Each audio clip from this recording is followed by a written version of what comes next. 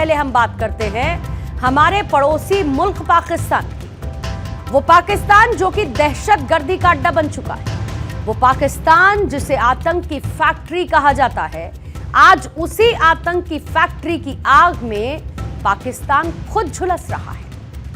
राजनीतिक बढ़त समझने वाले हुक्मरानों ने शायद ये नहीं सोचा था कि ये आग एक दिन अपने ही घर तक आ पहुंचेगी।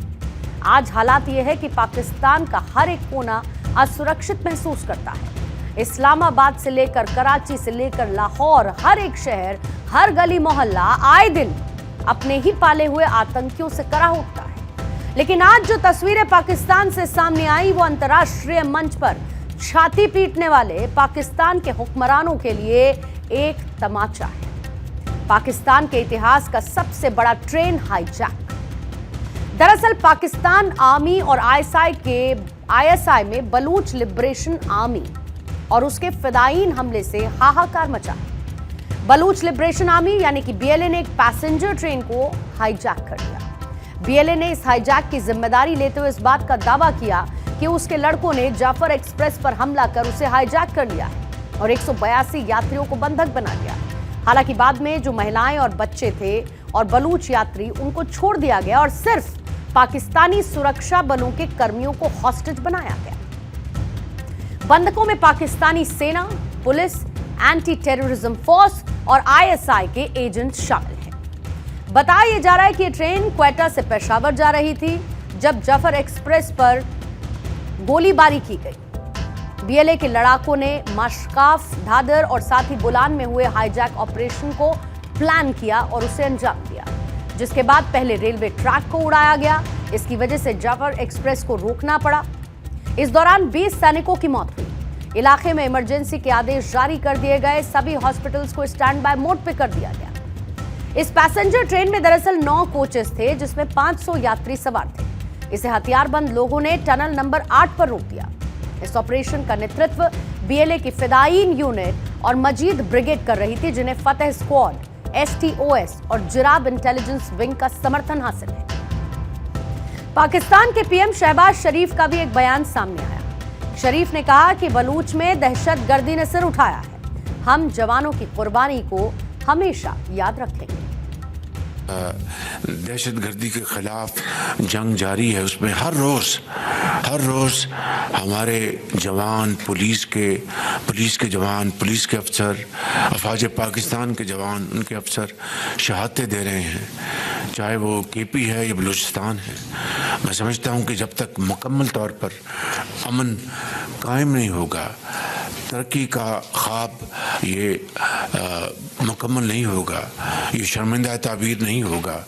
इसके लिए जो हमारे जवान, अफवाज पाकिस्तान के, लॉ इन्फोर्सिंग एजेंसीज के, पुलिस के, रेंजर्स के, वो जो कुर्बानियाँ दे रहे हैं, ये रहती दुनिया तक इन अजीम कुर्बानियों को हमें हमेशा याद रखना होगा। तो हम जवानों की कुर्बानी को याद रखेंगे, ये कहा शहबाज शरीफ ने। बलूच लिबरेशन आर्मी ने धमकी दी कि अगर उनके खिलाफ किसी भी तरीके की कोई भी सैन्य कार्रवाई की जाती है तो वो सभी बंधक बनाए लोगों को मौत के घाट उतार देंगे। इस कत्लेआम की जिम्मेदारी पाकिस्तानी सेना की होगी। सवाल यह है कि जाफर एक्सप्रेस पर बार बार हमला क्यों होता है, क्योंकि इतिहास रहा है जाफर एक्सप्रेस को टारगेट करने का। दरअसल जाफर एक्सप्रेस बलूचिस्तान के सबसे अहम रूट से क्रॉस होती है और इस ट्रेन में अक्सर सरकारी कर्मचारी, सैनिक और साथ ही सरकारी अफसर यात्रा करते हैं और ऐसे में बीएलए इस ट्रेन को टारगेट करके सरकार को दबाव में लाने का प्रयास करती है। इस रूट से पाकिस्तान की अर्थव्यवस्था को भी एक बड़ा सहारा मिलता है।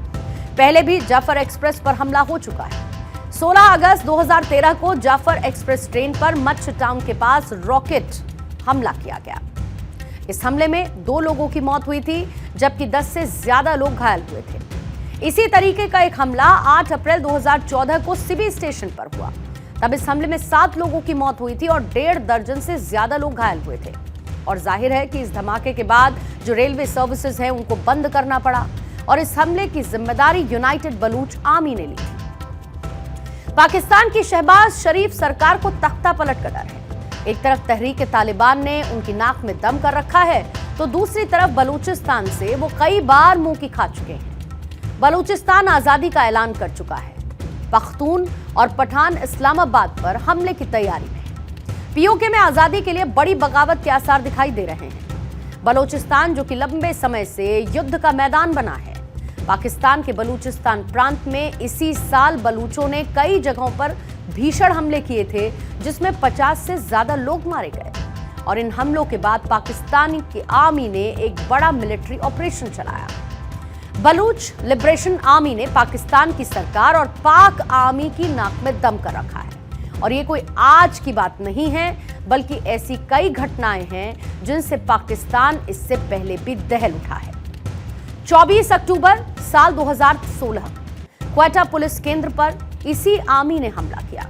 13 मई 2018 पर्वतारोहण क्लब पर अटैक किया गया और ये खुद को फ्रीडम फाइटर्स बताते हैं। 23 नवंबर 2018 को जहां पर चीनी कॉन्सुलेट पर हमला किया गया। 11 मई 2019 पर्ल कॉन्टिनेंटल होटल पर अटैक किया गया और फरवरी के महीने में साल 2022 में पाकिस्तान के सुरक्षा बलों पर हमला बोला गया। 9 नवंबर 2024 यानी कि पिछले ही साल क्वेटा रेलवे स्टेशन पर बम से हमला किया गया। पाकिस्तान के प्रधानमंत्री शहबाज शरीफ ने ऐलान कर दिया है कि आतंकवाद का खात्मा किया जाएगा और इसी ऐलान के बीच शहबाज शरीफ ने बलूचों को बातचीत का भी ऑफर दिया था, लेकिन बलूच लिबरेशन आर्मी ने इस ऑफर को ठुकरा दिया है। ये बलूचिस्तान में ये जो ट्रेन का उन्होंने हाईजैक किया है, ये बड़ा सिग्निफिकेंट है, क्योंकि एक ट्रेन में कोई 450-500 लोग होते हैं, तो वो पूरे के पूरे इन्होंने हॉस्टेज बना लिए हैं। कह रहे हैं कि औरतें बच्चों को छोड़ दिया है। पहली खबर आई थी कि 100 के करीब इन्होंने हॉस्टेज बनाए हैं। अब खबर आ रही है कि नहीं, पूरी ट्रेन तकरीबन अभी तक इनकी हॉस्टेज है। और पाकिस्तान को ये उन्होंने धमकी दी है कि अगर तुमने कुछ किया तो ये सारे हॉस्टेजेस को शूट कर देंगे। ये बड़ा डेलिकेट ऑपरेशन होता है हॉस्टेज रेस्क्यू, और मुझे नहीं विश्वास कि पाकिस्तान की आर्मी इतने डेलिकेट ऑपरेशन इतने नाजुकी से कर लेगी। अब आपको ये बताते हैं कि पाकिस्तानी ट्रेन हाईजैक करने वाली बलोच लिबरेशन आर्मी कौन है, इसका इतिहास क्या है।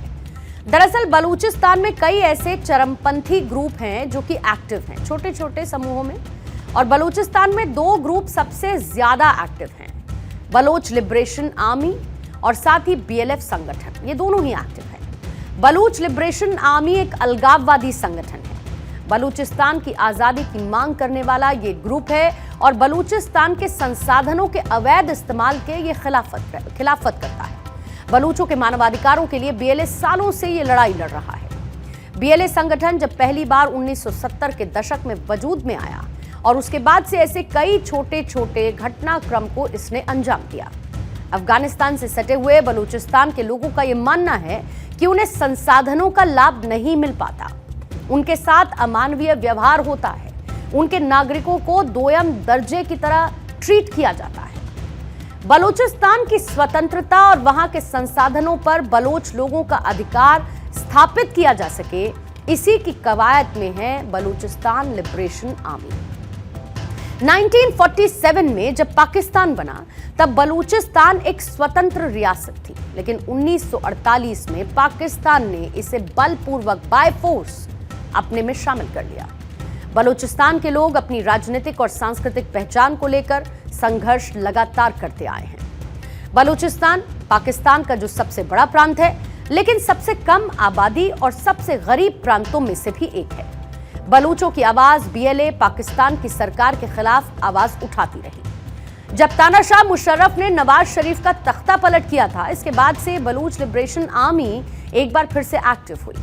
बलूचिस्तान के अलग अलग इलाकों में हमले शुरू कर दिए गए और इस समूह के ज्यादातर लड़ाके मैरी बुगटी जनजाति के हैं। ये जनजातियां पाकिस्तान सरकार के खिलाफ उग्र तरीके से खड़ी रहती हैं। बलूचिस्तान में अस्थिरता से शहबाज शरीफ की टेंशन बढ़ी है। बलूच मानवाधिकार संगठनों और उनकी रिपोर्ट्स का उनको लेकर दावा यह है कि न सिर्फ हिंसा, बल्कि यहां तक कि लोगों के गायब होने यानी कि अगवा करने की भी घटनाएं सामने आई हैं।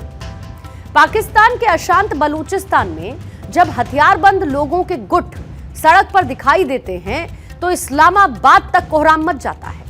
बलूचिस्तान में बलूच लिबरेशन आर्मी चीन को भी धमका चुका है।